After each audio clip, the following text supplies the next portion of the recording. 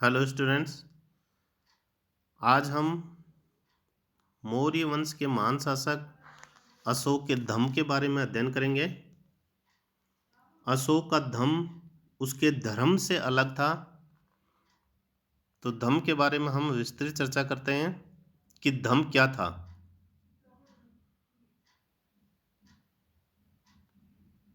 अपनी प्रजा के नैतिक उत्थान के लिए अशोक ने जिन आचारों व नियमों की संहिता प्रस्तुत की उसे अभिलेखों में धम्म कहा गया। फिर से देखते हैं कि अपनी जनता के नैतिक उत्थान अर्थात नैतिक कल्याण के लिए अशोक ने एक आचार व नियमों की संहिता प्रस्तुत की जिसको क्या कहा गया? अशोक का धम्म। अशोक ने धम्म की परिभाषा दीर्घ निकाय के राहुलोवाद सूत्र से ली है।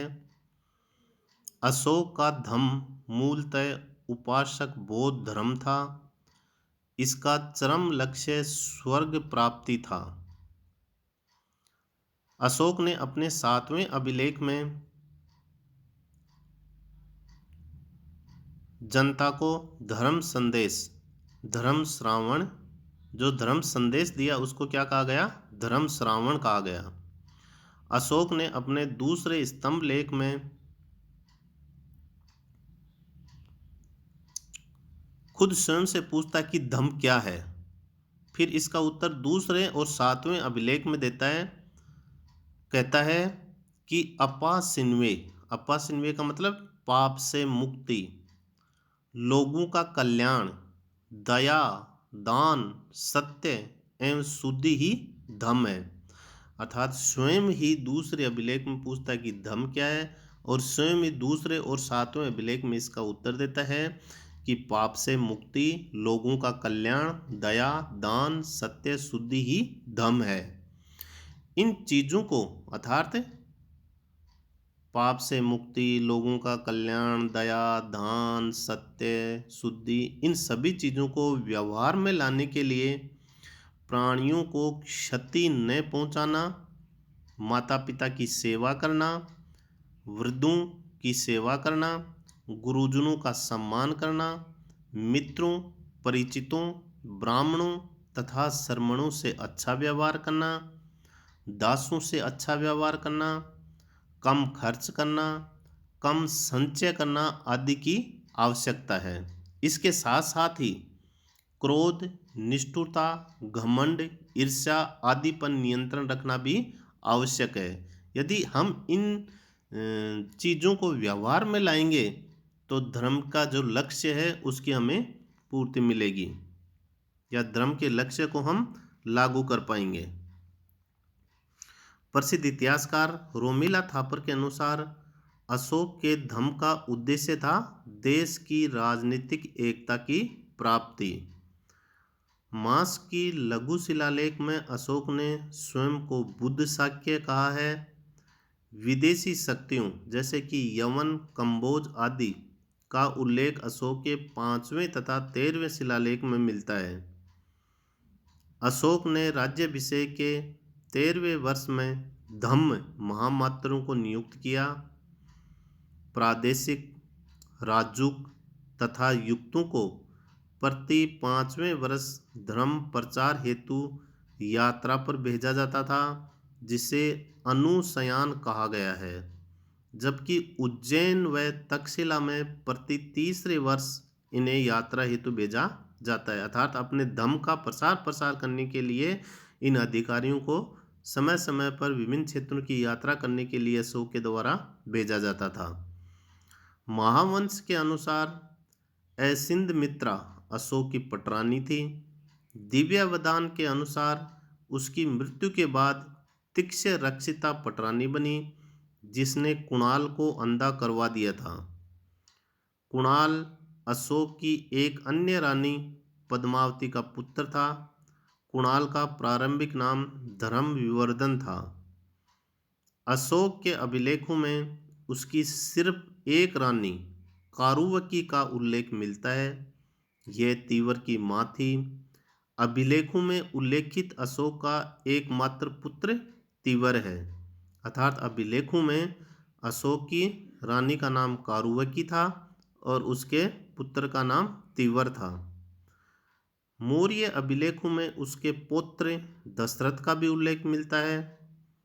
अशोक की एक अन्य रानी देवी, जो विदिशा के व्यापारी की पुत्री थी, से महेंद्र एवं संघमित्रा, महेंद्र उसका पुत्र था, संघमित्रा उनकी पुत्री थी, जो कि उस व्यापारी की पुत्री से उत्पन्न हुए थे। अशोक ने महेंद्र व संघमित्रा को श्रीलंका में धर्म का प्रसार करने हेतु भेजा। अशोक का समकालीन लंका का नरेश देवानाम प्रियतिश था। तिष्य ने अशोक के दरबार में अपने भतीजे अरिठा को दूत के रूप में भेजा था। अब हम अशोक ने जो धर्म लागू किया था उनके बारे में विभिन्न विद्वानों के क्या मत थे उसके बारे में अध्ययन करेंगे। जैसे कि प्रसिद्ध इतिहासकार ने अशोक के धर्म को राजधर्म की संज्ञा दी। स्मिथ और राधा मुखर्जी नामक इतिहासकारों ने अशोक के धर्म को सभी धर्मों की साझी संपत्ति अर्थात सार्वभौम धर्म नाम दिया। रमाशंकर त्रिपाठी ने अशोक के धर्म को सार्वभौम धर्म की संज्ञा दी। सेनाट व भंडारगर ने अशोक के धर्म को उपासक बौद्ध धर्म की संज्ञा दी तथा फादर हेरास ने अशोक के धर्म को ब्राह्मण धर्म बताया, जबकि रोमिला थापर ने अशोक के धर्म को अशोक का एक नया आविष्कार बताया। तो ये था अशोक का धर्म। इसे लागू करने का मुख्य उद्देश्य था जनता का नैतिक उत्थान करना, जनता का नैतिक कल्याण करना, और इसको धर्म से जोड़कर यह कहा गया लोगों को कि यदि आप इस धर्म को अपनाओगे तो स्वर्ग की प्राप्ति होगी। अब हम अशोक के द्वारा अपने धर्म का प्रसार करने के लिए विभिन्न स्थानों पर जिन बौद्ध भिक्षुओं को भेजा था उसके बारे में देखते हैं। कश्मीर व गांधार में धर्म का प्रसार करने हेतु मंजतिक को भेजा गया। यवन देश में महारक्षित को भेजा। हिमालय देश में मंजिम को भेजा। प्रांतक नामक राज्य में धर्म रक्षित को धर्म का प्रसार करने के लिए भेजा। महाराष्ट्र में महाधर्म रक्षित को भेजा। महिष मंडल अर्थात मैसूर में धर्म का प्रसार करने के लिए महादेव नामक बौद्ध भिक्षु को भेजा। वनवासी में रक्षित को भेजा। स्वर्ण भूमि में सोन व उत्तर को भेजा तथा श्रीलंका में अपने पुत्र महेंद्र और अपनी पुत्री संघमित्रा को भेजा। अब हम अशोक के उत्तराधिकारियों के बारे में चर्चा करते हैं। वायु पुराण के अनुसार अशोक के बाद कुणाल शासक बना। कल्लण की राजतरंगिणी के अनुसार जालौक कश्मीर का शासक बना। वायु पुराण व मत्स्य पुराण के अनुसार संप्रति से पहले अशोक का दूसरा पुत्र दशरथ, जो कि कुणाल का पुत्र था, शासक बना। इसकी पुष्टि आजीविकों को दान दी गई नागार्जुनी गुफाओं से भी होती है। अर्थात अशोक के बाद में इन ग्रंथों के अनुसार कुणाल शासक बना, उसके बाद में दशरथ के बाद में संप्रति, और मौर्य वंश का अंतिम शासक था वृद्धरथ, जिसकी हत्या उसके सेनापति पुष्यमित्र शुंग ने की 185 ईसा पूर्व में। बाणभट्ट का हर्षचरित्र व पुराण इस घटना का वर्णन करते हैं। वृद्धरथ अशोक का 7वां और अंतिम उत्तराधिकारी था। इसके बाद में मगध पर एक नए वंश की शुरुआत हुई जिसका नाम था शुंग वंश, और इस वंश की स्थापना की थी पुष्यमित्र शुंग ने अंतिम मौर्य शासक वृद्धरथ की हत्या कर 185 ईसा पूर्व। धन्यवाद। शेष हम अगले वीडियो में देखेंगे।